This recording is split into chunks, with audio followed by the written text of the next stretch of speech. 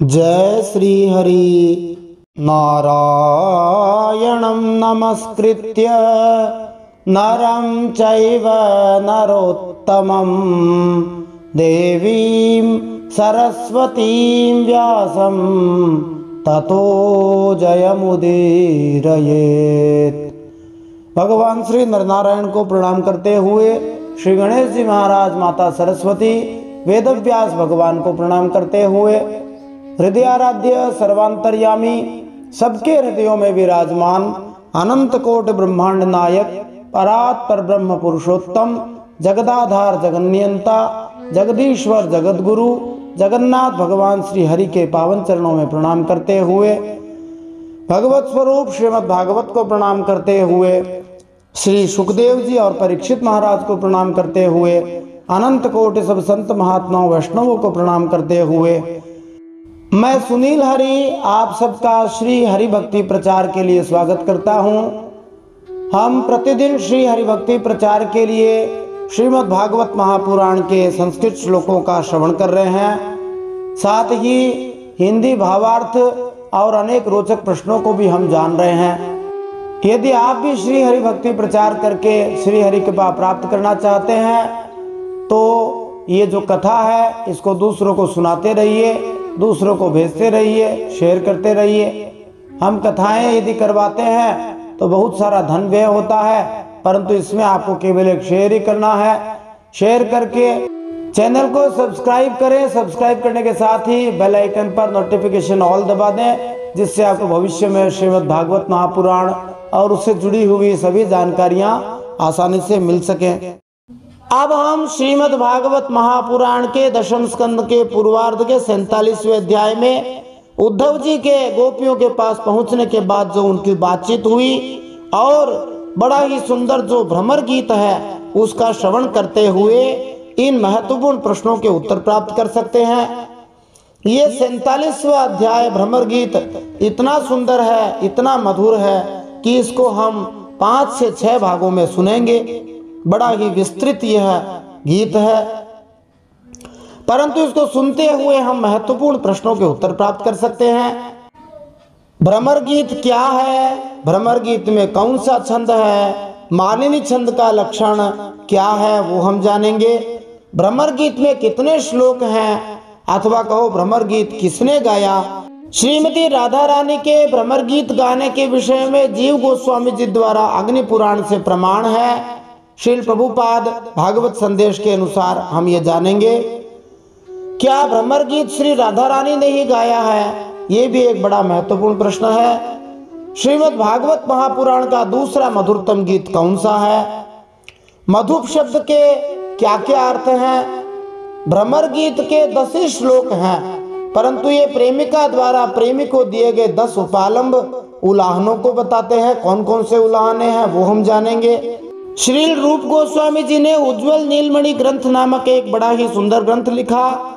उनके अनुसार भ्रमर गीत के 10 श्लोकों में 10 प्रकार के उपालंब आए हैं, उनको हम उदाहरण सहित जानेंगे। ये भी बड़ा महत्वपूर्ण प्रश्न है। श्रीमती राधा रानी अथवा गोपी द्वारा भगवान श्री कृष्ण की भगवान श्री राम और भगवान श्री वामन रूप से उलाहना पूर्वक तुलना में क्या कहा गया, ये भी एक रोचक प्रश्न है। श्री हरि कथा की विलक्षण महिमा हम जानेंगे। संत या बाबा जी हरि कथा क्यों कहते रहते हैं, कोई भी कथा क्यों कहता है, ये भी महत्वपूर्ण प्रश्न है। आइए इन सब प्रश्नों के उत्तर आज के इस दशम स्कंद के पूर्वार्ध के 47वें अध्याय को सुनते हुए प्राप्त करते हैं। काचिन् मधुकरं दृष्ट्वा ध्यायन्ति कृष्ण संगमम् प्रिय प्रस्थापितं दूतं कल्पयित्वेदमब्रवीत्। उसी समय एक गोपी को स्मरण हो रहा था भगवान श्री कृष्ण के मिलने की लीला का। उसी समय उस गोपी ने देखा कि पास ही एक भंवरा गुनगुना रहा है। उसने ऐसा समझा मानो मुझे रूठी हुई समझकर श्री कृष्ण ने मनाने के लिए दूत भेजा हो। वह गोपी भंवरे से इस प्रकार कहने लगी। इस श्लोक में किसी गोपी के बारे में जो बताया गया है वह गोपी कोई और नहीं राधा रानी ही है। यह सिद्ध करने के लिए कि यह कोई गोपी वास्तव में राधा रानी ही है, श्रील जीव गोस्वामी जी अग्नि पुराण से निम्नलिखित श्लोक उद्धृत करते हैं। श्रील प्रभुपाद जी लिखते हैं, जहाँ अग्नि पुराण के श्लोक दिए हैं, गोप्यः पप्रचुरुषसि कृष्णानुचरमुद्धवम् हरिलीला विहाराश्च तत्रैकां राधिकां विना राधा तद्भाव संलीना वासनाया विरामिता सखीभिः साभ्यधात् शुद्ध विज्ञान गुणजृंभितम् इज्यांते वासिनां वेद चरमांश विभावनैः। भोर में सुबह सुबह गोपियों ने भगवान श्री कृष्ण के सेवक उद्धव से भगवान के लीलाओं एवं आमोद प्रमोद के विषय में पूछताछ की। भगवान श्री कृष्ण के विचार में लीन एकमात्र राधा रानी ही इस बातचीत से अलग थलग बनी रही। तब वृंदावन वासियों द्वारा पूजित राधा रानी अपनी सखियों के बीच बोली। उनके शब्द विशुद्ध दिव्य ज्ञान से पूर्ण थे और वेदों के सर्वश्रेष्ठ अंश को व्यक्त करने वाले थे। श्रीमद् भगवत गीता 15वें अध्याय 15वें श्लोक में भगवान श्री कृष्ण कहते हैं, वेदैश्च सर्वैरहमेव वेद्यः, सभी वेदों द्वारा मैं ही जानने योग्य हूँ। भगवान श्री कृष्ण को जानना भगवान श्री कृष्ण से प्रेम करना है। इस तरह राधा रानी ने अपने ही दृष्टांत तथा शब्दों से भगवान श्री कृष्ण के प्रति अपना प्रेम उद्घाटित किया। अग्नि पुराण से उपर्युक्त श्लोक उद्धृत करने के पश्चात श्रील जीव गोस्वामी नृसिंह तापनी उपनिषद पूर्व खंड 2/4 से भी उद्धृत करते हैं, यम सर्वे देवा नमन्ति मुमुक्षवो ब्रह्मवादिनश्च। समस्त देवता तथा मुक्ति के इच्छुक समस्त दिव्य दार्शनिक भगवान को ही नमस्कार करते हैं। हमें चाहिए कि हम भी ऐसा ही करें। अब यहाँ से गोपियाँ जो भाव व्यक्त कर रही हैं वो एक गीत में व्यक्त किया गया है, जिसको भ्रमर गीत कहा जाता है। अभी तक हमने श्रीमद् भागवत के 10वें स्कंद में 4 गीत सुने हैं जो बड़े ही सुंदर रहे हैं, वेणु गीत, प्रणय गीत, गोपी गीत, युगल गीत। अब ये 10वें स्कंद का 5वां गीत है भ्रमर गीत।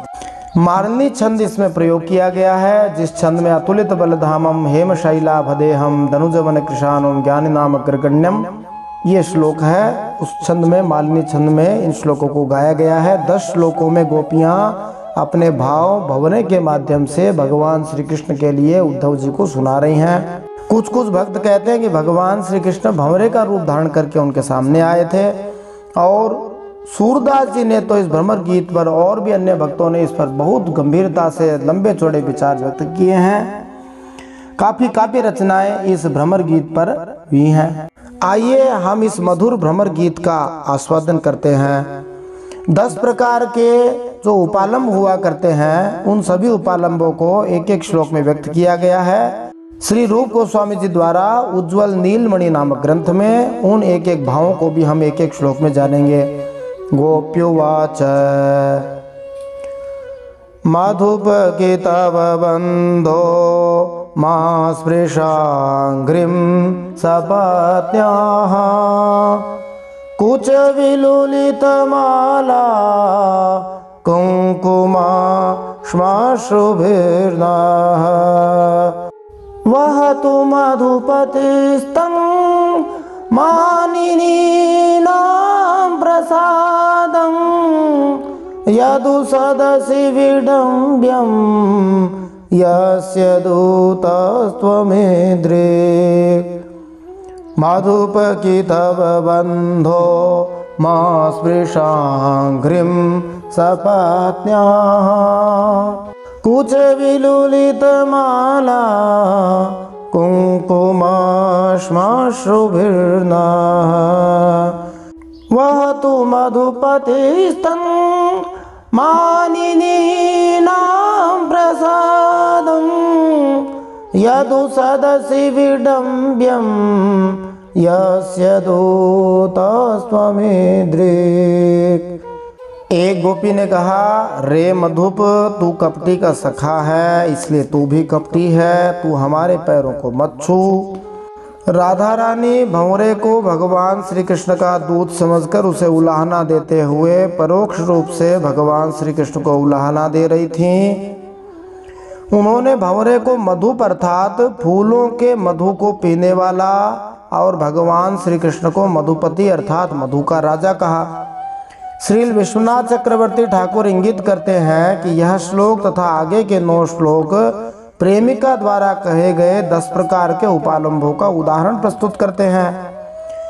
इस श्लोक में पहले उपालंब का प्रकार, जिसको प्रजल्प कहा जाता है, उसके गुणों का वर्णन है, जैसा कि श्री रूप गोस्वामी ने उज्ज्वल नीलमणि में उदाहरण देते हुए दिया है, जहाँ श्लोक दिया है, असूयेर्ष्या मदयुजा योवधीरण मुद्रया प्रियस्या कौशलोद्गारः प्रजल्पः सतु कीर्त्यते।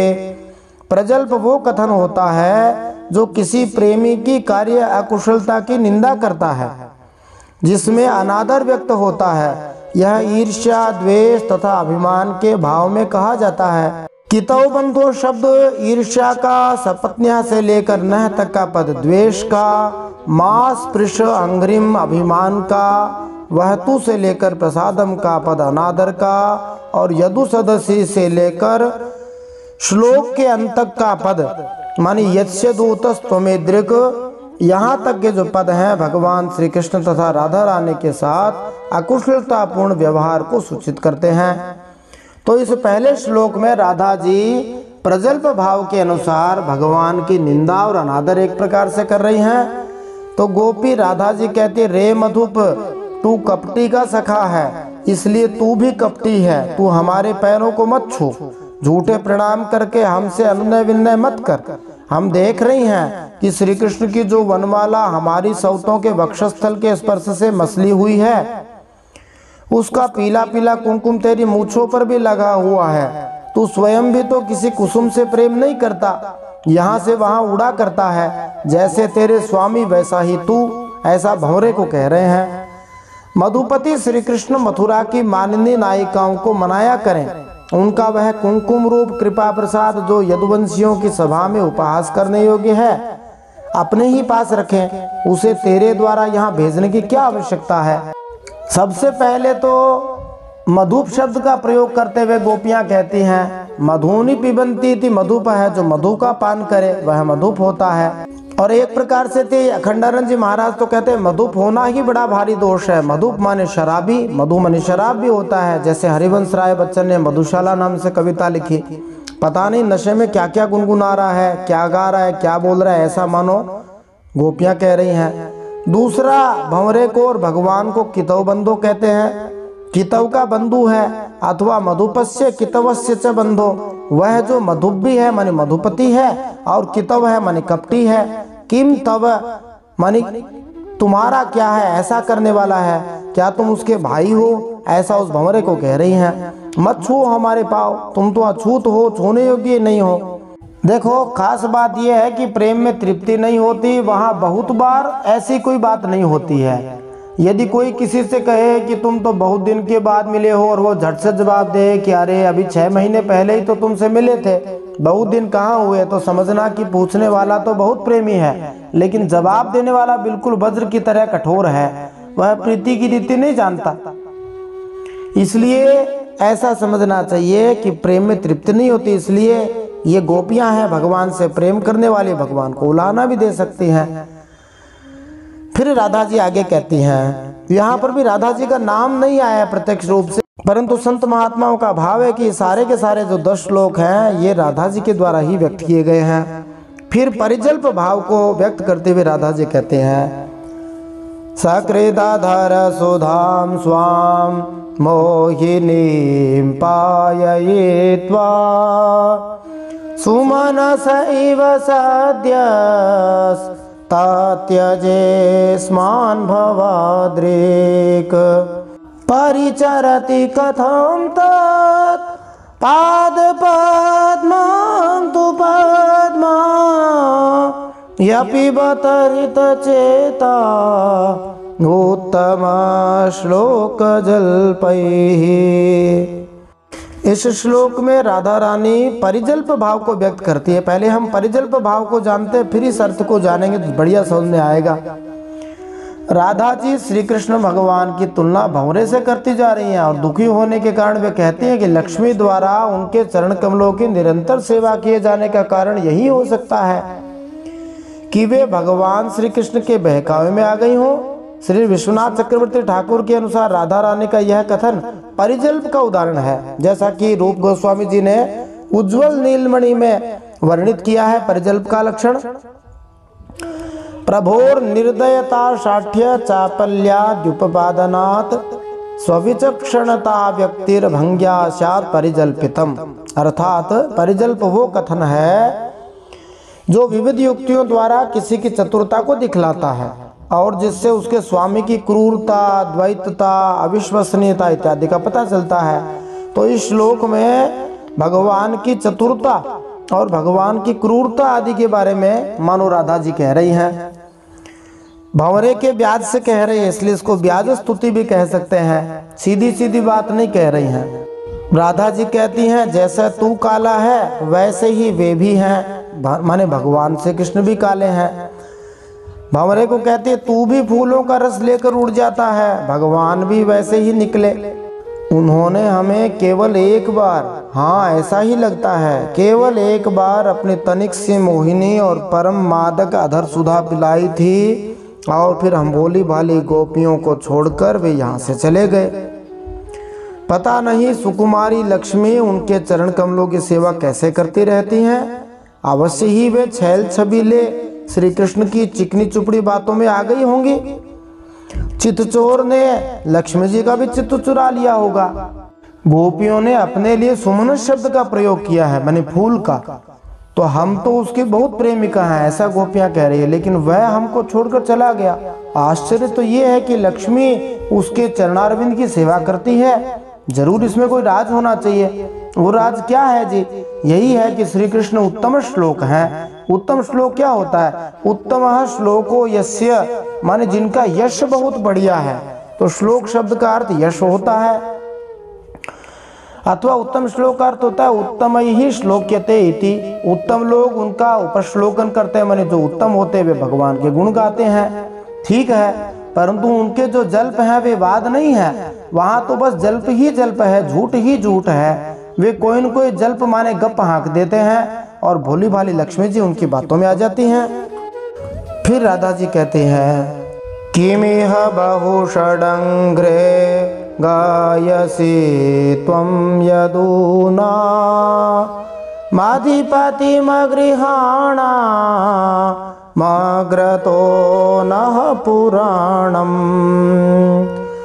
विजय सख सखीनां गीयतां तत्प्रसंग क्षपित कुचरुजस्ते कल्पयन्तिष्टमिष्टाः।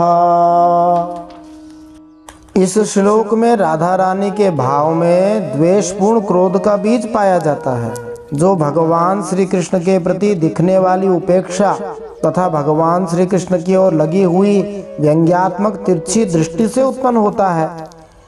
इस तरह यह श्लोक उज्ज्वल नीलमणि में आए विजल्प के वर्णन से मेल खाता है, जिसका लक्षण है व्यक्तया सूयया गूढ़ मानमुद्रांतरालया अघद्विषी कटाक्षोक्तिर विजल्पो विदुषाम मतः। विद्वानों के अनुसार विजल्प व्यंग्यात्मक वाणी है, जो अघ का वध करने वाले को संबोधित है, जो स्पष्ट रूप से द्वेष को व्यक्त करती है और उसी के साथ ही क्रोध युक्त अभिमान को भी इंगित करती है। तो हम विजल्प भाव को देखते हुए श्लोक के अर्थ को समझते हैं। राधा जी कहती है अरे भ्रमर, हम वनवासिनी हैं, हमारे तो घर द्वार भी नहीं है। तो मानो राधा रानी अग्रहाणाम अग्रतो नः शब्दों से शोक प्रकट करती हैं कि यद्यपि उन्होंने तथा अन्य गोपियों ने माधुर्य भाव में भगवान श्री कृष्ण से प्रेम करने के लिए अपने घरों का भी परित्याग कर दिया है, तू हम लोगों के सामने यदुवंश शिरोमणि श्री कृष्ण का बहुत सा गुणगान क्यों कर रहा है? ऐसे भंवरे को कह रही हैं। ये सब भला हम लोगों को मनाने के लिए तो, परंतु नहीं, वे हमारे लिए कोई नए नहीं हैं, हमारे लिए तो जाने पहचाने बिल्कुल पुराने हैं। तेरी चापलूसी हमारे पास नहीं चलेगी भंवरे, तू जा, यहाँ से चला जा और जिनके साथ सदा विजय रहती है उन श्री कृष्ण की मधुपुर वासिनी सखियों के सामने जाकर उनका गुणगान कर। मथुरा वाली स्त्रियां नई हैं, भक्त नए हैं, उनकी लीलाएं कम जानती हैं और इस समय वे उनकी प्यारी हैं, उनके हृदय की पीड़ा उन्होंने मिटा दी है। वे तेरी प्रार्थना स्वीकार करेंगी, तेरी चापलूसी से प्रसन्न होकर तुझे मुँह मांगी वस्तु देंगी। विजय शब्द का अर्थ विजयी अर्जुन के अतिरिक्त भगवान श्री कृष्ण का भी सूचक है, क्योंकि वे सदैव विजयी होते हैं। इसी तरह पुराणम शब्द पुराना अर्थ बतलाने के अतिरिक्त यह भी सूचित करता है कि इसी नाम के प्राचीन वैदिक शास्त्रों में भगवान श्री कृष्ण का गुणगान होता है। गोपियां यहाँ भंवरे को षडंगरे कह रही हैं। वे कहते तुमको हम क्या कहें, 2 पांव वालों को मनुष्य कहते हैं, 4 पांव वालों को पशु कहते हैं, लेकिन जिनके 6 पांव हों उनको क्या बोलना चाहिए, ड्योढ़ा पशु। मानी पशु के 4 पांव और 6 हो गए तो डेढ़ा पशु हो गया। इसलिए भंवरे तुम षटपाद क्या हो, ड्योढ़ा पशु हो। क्यों हम गरीबों के सामने आकर यदुओं के अधिपति भगवान श्री कृष्ण का गुणगान करते हो। फिर अगले श्लोक में राधा जी कहते हैं, देवी भुवि चरसायां का स्त्रियस्तदुरापाः कपट रुचिरहास भ्रूविजृम्भस्य यः स्युः चरण रज उपास्ते यस्य भूतिर्वयं का अपि च कृपण पक्षे योत्तम श्लोक शब्दः। इस श्लोक में राधा रानी अभिमान से जनित ईर्ष्यामणि डाह का व्यक्त करती हैं। वे भगवान श्री कृष्ण पर छलिया होने का आरोप लगाती हैं और उनके आचरण में खोट निकालती हैं। इस श्लोक में उज्जल नामक वाणी का प्रयोग हुआ है, जिसका वर्णन उज्ज्वल नीलमणि में किया गया है। जैसा कि कहा है, हरे हे कुहकताख्यानम गर्भ गर्भित येर्षया सासु यश्च तदाक्षेपो धीरैरुज्जल भैर्यते। गर्भजनित ईर्ष्या के भाव में भगवान श्री हरि के द्वैत पूर्ण स्वभाव की घोषणा और साथ में उनके प्रति द्वेष पूर्ण कहे गए अपमानजनक शब्दों को विद्वान जन उज्जल्प कहते हैं। उज्जल्प भाव के अनुसार राधा रानी गोपियां कहती हैं, हे भंवरे वे हमारे लिए छटपटा रहे हैं, ऐसा तो क्यों कहता है। उनकी कपट भरी मनोहर मुस्कान और भौहों के इशारे से जो वश में न हो जाएं, उनके पास दौड़ी नावें ऐसे कौन से स्त्रियां हैं। अरे अनजान भंवरे, स्वर्ग में, पाताल में और पृथ्वी में ऐसी एक भी स्त्री नहीं है। औरों की तो बात ही क्या है, स्वयं लक्ष्मी जी भी जिन भगवान के चरण रज की सेवा किया करती हैं, फिर हम श्री कृष्ण के लिए किस गिनती में हैं। परंतु तू उनके पास जाकर कहना कि तुम्हारा नाम तो उत्तम श्लोक है, अच्छे अच्छे लोग तुम्हारी कीर्ति का गान करते हैं, परंतु इसकी सार्थकता तो इसी में है कि तुम दीनों पर दया करो, नहीं तो श्री कृष्ण तुम्हारा उत्तम श्लोक नाम झूठा पड़ जाता है। इस श्लोक के तात्पर्य में श्रील प्रभुपाद जी श्री विश्वनाथ चक्रवर्ती ठाकुर का उदाहरण देते हुए कहते हैं, एक निराश प्रेमिका की भावनाओं को व्यक्त करने वाली राधा रानी की उक्ति भगवान श्री कृष्ण के प्रति उस प्रेम प्रगाढ़ता को व्यक्त करने वाली है जो लक्ष्मी जी को भी मात करने वाली है। जहाँ समस्त गोपियाँ अपने सौंदर्य, स्वभाव इत्यादि में भगवान श्री कृष्ण से पूर्ण सामंजस्य प्राप्त करने वाली हैं, वहाँ राधा रानी का विशिष्ट स्थान है। त्यक्त अवस्था में राधा रानी भगवान श्री कृष्ण को संकेत करती है, आप इसलिए उत्तम श्लोक कहलाते हो क्योंकि आप दीनों और पतितों पर दयालु हो, किंतु जब आप मुझ पर दयालु होंगे तभी आप इस प्रतिष्ठित नाम के योग्य होंगे। फिर गोपियां संजल्प नामक भाव को लेकर के उस भंवरे के माध्यम से भगवान को कहती हैं, विसृज शिरसि पादम वेद्म्यहं चाटुकारैः रनुनय विदुषस्ते भेत्य दौत्यैर्मुकुन्दात् स्वकृत इह विसृष्टा पात्यपात्यं न्यलोका व्यसृजदकृतचेताः किं नु सन्देयमस्मिन्। श्री विश्वनाथ चक्रवर्ती के अनुसार इस श्लोक में संजल्प के गुणों का उदाहरण प्रस्तुत हुआ है, जिसका वर्णन श्री रूप गोस्वामी ने श्री उज्ज्वल नीलमणि में किया है। सौलुंठया गहनया कया प्याक्षेप मुद्रया तस्य कृतज्ञाताद्युक्ति संजल्पः कथितो बुधैः। विद्वान जन संजल्प को वह वाणी बतलाते हैं जिसमें प्रेमी की अकृतज्ञता आदि के प्रति व्यंग्यात्मक आक्षेप तथा अपमान सूचक संकेत द्वारा भर्त्सना की जाती है, बुराई की जाती है। श्री विश्वनाथ चक्रवर्ती बतलाते हैं कि आदि अर्थात इत्यादि शब्द प्रेमी की कठोर हृदयता, शत्रुतापूर्ण मनोभाव तथा प्रेम के पूर्ण अभाव की अनुभूतियों का सूचक है। तो गोपियां संजल्प भाव में भंवरे के माध्यम से भगवान श्री कृष्ण से क्या कहती हैं, हम सुनते हैं। अरे मधुकर, अरे भंवरे, देख तू मेरे पैर पर सिर मत टेक। मैं जानती हूँ कि तू अनुनय विनय करने में, बटरिंग करने में, क्षमा याचना करने में बड़ा कुशल है। मालूम होता है तू श्री कृष्ण से ही यही सीख कर आया है कि रूठे हुए को मनाने के लिए दूत को, संदेशवाहक को कितनी चाटुकारिता करनी चाहिए। भंवरे को भी सुना रही हैं, उद्धव जी को भी सुना रही हैं, भगवान श्री कृष्ण को तो सुना ही रही हैं। परंतु तू समझ ले कि यहाँ तेरी दाल गलने वाली नहीं है। देख, हमने श्री कृष्ण के लिए ही अपने पति, पुत्र और दूसरे लोगों को छोड़ दिया, परंतु उनमें तनिक भी कृतज्ञता नहीं है। वे ऐसे निर्मोही निकले कि हमें छोड़कर चलते बने। अब तू ही बता, ऐसे अकृतज्ञ के साथ हम क्या संधि करें जी? क्या तू अब भी कहता है कि उन पर विश्वास करना चाहिए?